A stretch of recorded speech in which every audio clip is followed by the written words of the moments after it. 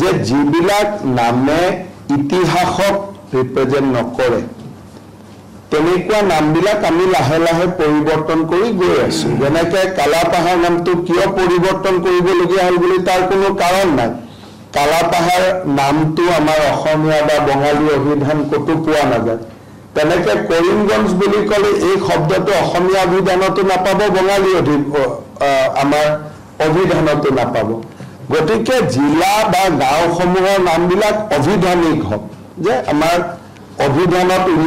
উল্লেখ থকা নাম হওক এই কামটো আমি বহুত দিনৰ পৰা চলাই আছো অসমৰ বহুত গাঁৱৰ নাম আমি বদলাইছো যেনেকৈ এখন আপোনালোকে গম পাব বৰপেটা জিলাত এখন গাঁৱৰ নাম আছে ভাচেনিচৰ এতিয়া সেই নামটোতো কোনো ঐতিহাসিক বা অভিধানিক গুৰুত্ব নাই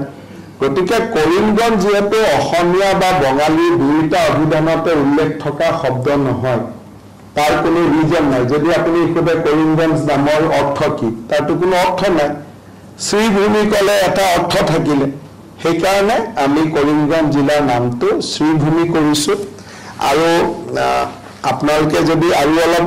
আগলৈকে যাব খোজে এই নামটো আচলতে আমি দিয়াত কৰি কবি ৰবীন্দ্ৰনাথ ঠাকুৰে নিজেই এই নামটো উল্লেখ কৰিছিল এসময়ত যে আমাৰ গোটেই অঞ্চলটো শ্ৰীভূমি বুলিয়ে তেখেতে এটা সময়ত উল্লেখ কৰিছিল 1919 চনত যেতিয়া তেওঁ সিলেট ভ্ৰমণ কৰিছিল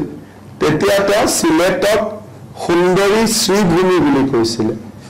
আমি এতিয়াতো সিলেট বাংলাদেশত আছে কিন্তু আমি কৰিমগঞ্জ জিলাখন তাৰে প্ৰমুখেদি